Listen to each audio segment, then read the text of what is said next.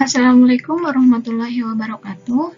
Perkenalkan, nama saya Etika Sunulaili dengan NPM 1184065 dari kelas 3B D4 Teknik Informatika, mata kuliah Sistem Multimedia. Di sini saya akan menjelaskan tentang keamanan data pada sistem multimedia, pada mata kuliah Sistem Multimedia. Jadi, perkembangan teknologi informasi secara tidak langsung berpengaruh terhadap bidang komunikasi data, di mana bidang komunikasi data ini menjadi jalur transmisi bagi data informasi yang mengalir dan menjadi penghubung dari satu orang ke orang lain. Hal tersebut memungkinkan berbagai lapisan masyarakat, termasuk para cracker atau penjahat lainnya, dapat mengakses berbagai komputer hingga merusak datanya.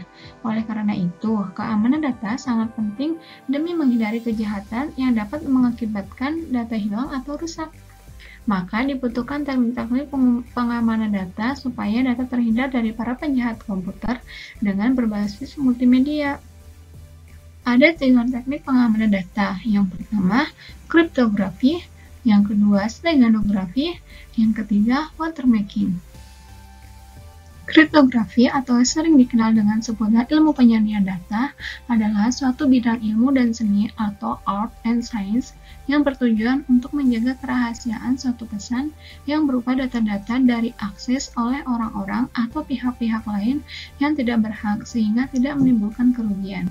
Dalam teknologi informasi, telah dan sedang dikembangkan cara-cara untuk menangkal berbagai bentuk serangan semacam penyadapan dan pengubahan data yang dikirimkan. Salah satu cara yang ditempuh untuk mengatasi masalah ini ialah dengan menggunakan kriptografi yang menggunakan transformasi data sehingga data yang dihasilkan tidak dapat dimengerti oleh pihak-pihak yang tidak berhak mengakses. Kemudian, transformasi ini memberikan solusi pada 2 macam masalah keamanan data, yaitu masalah privasi dan keautentikan. Privasi yang artinya data yang diinginkan hanya dapat dimengerti informasinya oleh penerima yang sah atau berhak. Sedangkan keautentikan yaitu mencegah pihak ketiga untuk mengirimkan data yang salah atau mengubah data yang dikirimkan. Ada 2 konsep utama yaitu enkripsi dan deskripsi.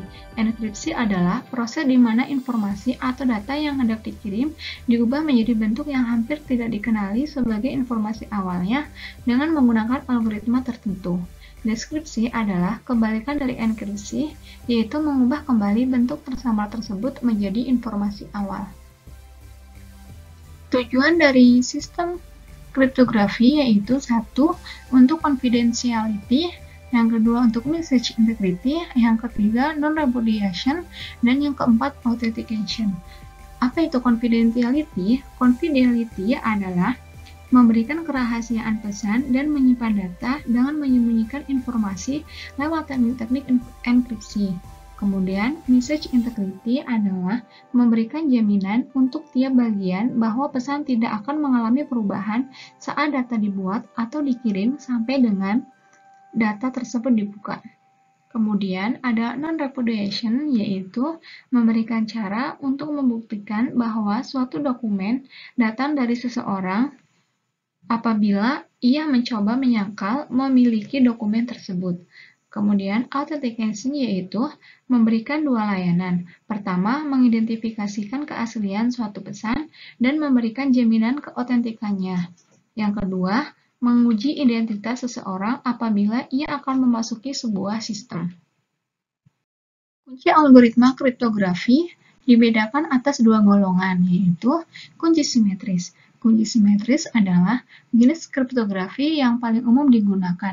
Kunci untuk membuat pesan yang disandikan sama dengan kunci untuk membuat pesan yang disandikan itu. Jadi, penerima dan pembuat pesan harus memiliki kunci yang sama. Algoritma kriptografi simetris dibagi menjadi 2 kategori, yaitu algoritma aliran atau stream chippers dan algoritma blok atau block chippers. Algoritma aliran adalah proses penyandiannya berorientasi pada 1 bit atau 1 byte data, sedangkan algoritma blok adalah proses penyandiannya berorientasi pada sekumpulan bit atau byte data per blok. Berikut proses enkripsi deskripsi kunci simetris. Di sini terlihat ada plain text, kemudian kunci, Kemudian lakukan proses enkripsi, kemudian lakukan ciphertext. Di sini ada kunci, kemudian deskripsi, kemudian ada plain text. Kedua, ada kunci asimetris. Kunci asimetris adalah pasangan kunci kriptografi. Kunci asimetris adalah pasangan kunci kriptografi yang salah satunya digunakan untuk proses enkripsi dan yang satu lagi untuk deskripsi. Semua orang yang mendapatkan kunci publik dapat menggunakannya untuk mengenkripsi suatu pesan, data, ataupun informasi. Sedangkan hanya satu orang saja yang memiliki rahasia tertentu, dalam hal ini kunci private untuk melakukan pembongkaran terhadap sandi yang dikirimkan untuknya. Berikut untuk proses enkripsi, deskripsi kunci asimetris.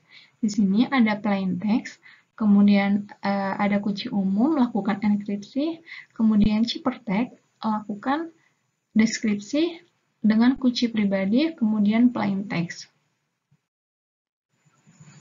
Kelebihan dan kekurangan teknik kriptografi. Kelebihan yaitu waktu proses enkripsi dan deskripsinya relatif cepat. Kemudian, karena kecepatan itu, teknik ini bisa digunakan pada sistem secara real-time, contohnya dapat digunakan pada keamanan saluran telepon digital. Kekurangannya yaitu, setiap pasang, pengguna membutuhkan kunci yang berbeda, dan itu akan sangat sulit mengingat kunci yang sangat banyak secara aman, dan ini akan menimbulkan kesulitan dalam hal manajemen kunci. Kemudian, perlu adanya kesepakatan untuk jalur yang khusus untuk kunci. Ini akan menimbulkan masalah baru karena untuk menentukan jalur yang aman untuk kunci lumayan sulit. Kemudian, ada kemungkinan kunci dapat ditebak oleh pihak yang tidak bertanggung jawab. Yang kedua, ada steganografi. Steganografi adalah suatu teknik untuk menyembunyikan informasi yang bersifat pribadi dengan sesuatu yang hasilnya akan tampak seperti informasi normal lainnya. Kini, istilah steganografi termasuk penyembunyian data digital dalam berkas file komputer. Contohnya, si pengirim mulai dengan berkas gambar biasa, lalu mengatur warna setiap pixel ke 100 untuk menyesuaikan suatu huruf dalam alfabet, atau perubahannya begitu halus sehingga tidak ada seorang pun yang menyadarinya jika ia tidak benar-benar memperhatikannya. Pada umumnya, pesan steganografi muncul dengan rupa lain seperti gambar, artikel, daftar belanjaan, atau pesan-pesan lainnya. Pesan yang tertulis ini merupakan tulisan yang menyelubungi atau menutupnya. Kemudian ada metode steganografi yang digunakan. Yang pertama ada metode LSB atau Last Significant Bit. Yang kedua ada algoritma and transformation. Yang ketiga redundant pattern encoding. Yang keempat ada spread spectrum method. Metode LSB adalah pengetahuan akan bilangan biner atau bilangan basis 2 yang hanya terdiri dari 1 dan 0. Istilah yang umum dikenal adalah byte, yaitu kumpulan 8 bit data. Yang kedua ada algoritma dan transformation. Algoritma compression adalah metode steganografi dengan menyembunyikan data dalam fungsi matematika. Yang ketiga ada redundant pattern encoding, adalah menggambar pesan kecil pada kebanyakan gambar. Yang keempat, spread spectrum method adalah terpencar-pencar sebagai pesan yang diacak atau encrypted melalui gambar, tidak seperti dalam LSB. Untuk membaca suatu pesan, penerima memerlukan algoritma yaitu cryptokey dan stegokey. Tujuan dari steganografi adalah merahasiakan atau menyembunyikan keberadaan dari sebuah pesan tersembunyi atau sebuah informasi. Dalam menyembunyikan pesan, ada beberapa kriteria yang harus dipenuhi. Yang pertama, imperceptibility. Keberadaan pesan tidak dapat dipersepsi oleh indrawi. Jika pesan disisipkan ke dalam sebuah citra yang telah disisipi pesan harus tidak dapat dibedakan dengan citra asli oleh mata. Yang kedua, ada fidelity. Mutu media penampung tidak berubah banyak akibat penyisipan. Perubahan yang terjadi harus tidak dapat dipersepsi oleh indrawi. Yang ketiga, ada recovery. Pesan yang disembunyikan harus dapat diungkap kembali. Tujuan dari steganografi adalah menyembunyikan informasi. Maka, sewaktu-waktu informasi yang disembunyikan ini harus dapat diambil kembali untuk dapat digunakan lebih lanjut sesuai dengan keperluan. Kekurangan dan kelebihan Dari teknik stenografi yaitu kelebihan memungkinkan pengiriman pesan secara rahasia tanpa diketahui bahwa pesan sedang dikirim. Kekurangannya memerlukan banyak ruang untuk dapat menyembunyikan beberapa bit pesan. Yang ketiga, ada watermarking. Watermark merupakan proses untuk mencantumkan sebuah informasi secara rahasia di dalam sebuah gambar, yang mana informasi rahasia tersebut sebenarnya juga merupakan bagian dari gambar itu. Tujuan yang ingin dicapai dari penggunaan watermarking adalah tamper-proofing. Watermarking digunakan sebagai alat indikator yang menunjukkan apakah data digital yang asli telah mengalami perubahan dari aslinya atau mengecek integritas data. Yang kedua ada filter location. Watermarking sebagai alat identifikasi isi dari data digital pada lokasi-lokasi tertentu. Misalnya, penamaan suatu objek tertentu dari berbagai objek yang ada pada suatu citra digital. Yang ketiga, annotation atau caption. Watermark berisi keterangan tentang data digital itu sendiri. Misalnya, pada broadcast monitoring, pada penayangan iklan di stasiun TV. Selain itu, watermark juga dapat digunakan untuk mengirimkan pesan rahasia. Yang keempat, ada copyright labeling. Watermarking digunakan sebagai metode untuk menyembunyikan label hak cipta pada data digital atau sebagai bukti autentik kepemilikan atas dokumen digital tersebut. Secara besar, ada dua jenis watermarking. Yang pertama, robust watermarking. Jenis watermark ini tahan terhadap serangan atau attacks. Namun, biasanya watermark yang dibubuhi ke dokumen masih dapat ditangkap oleh indera penglihatan atau pendengaran manusia. Yang kedua, ada fragile watermarking, yaitu jenis watermark ini akan mudah rusak jika terjadi serangan.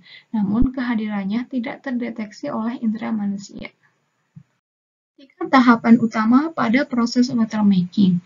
Yang pertama, mengintegrasikan watermark pada citra atau embedding. Yang kedua, serangan terhadap citra yang telah dibubuhi watermark, baik yang disengaja, misalnya dikompresi, dipotong sebagian, difilter, dan sebagainya. Ataupun yang tidak disengaja, misalnya disebabkan oleh noise atau gangguan dalam saluran transmisi data. Yang ketiga, proses ekstraksi watermark dari dokumen yang akan diuji. Untuk mendapat suatu teknik digital watermarking yang baik, maka teknik tersebut harus dapat dipenuhi. Untuk mendapatkan suatu teknik digital watermarking yang baik, maka teknik tersebut harus dapat memenuhi kondisi. Watermark dapat dideteksi dan diperoleh kembali meskipun setelah data digital diubah, sebagian dikompresi atau difilter. Proses untuk membubuhkan watermark dapat mendeteksi cukup sederhana. Jika watermark dihapus, maka kualitas dari data digital ditumpanginya akan berkurang jauh atau bahkan rusak sama sekali. Informasi watermark yang diselipkan dalam isi data digital dapat dideteksi ketika dibutuhkan. Teknik ini sangat baik digunakan untuk melindungi hak cipta. Mungkin cukup sekian penjelasan mengenai keamanan data pada sistem multimedia. Apabila ada kesalahan, mohon dimaafkan. Ambil manfaatnya, buang jeleknya. Terima kasih. Wassalamualaikum warahmatullahi wabarakatuh.